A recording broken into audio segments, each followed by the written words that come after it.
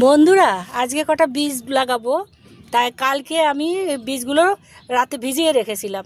মানে সারাদিন রোদে দিয়ে শুকিয়ে তারপরে রাত্রে জলে ভিজিয়ে রেখেছি। এখন আমি এই যে টবের মধ্যে মাটিগুলো সাইজ করে দিয়ে দিয়েছি। এবার এই টবের মধ্যে সব একটা একটা করে বীজ পুঁতবো।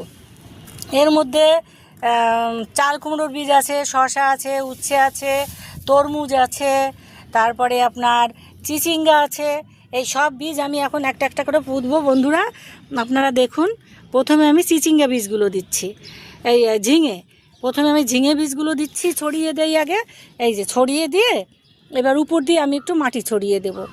ঠিক আছে, উপর দিয়ে পাতলা করে মাটি ছড়িয়ে দেবো, তাতে গাছটা ভালো উঠবে আর কি। সব গাছেই আমি এমনি করে আর কি দেবো। প্রথমে আমি ঝিঙেটা দিলাম, এই যে এইবার এই যে আলগা মাটি রেখেছি, কিছুটা মাটি আমি এর উপর দিয়ে যে হালকা করে ছড়িয়ে দেবো। হ্যাঁ, আমার আগে থেকে তৈরি করা মাটি, এগুলো একদম রোদে শুকিয়ে পুরো শুকনো করে রেখেছি।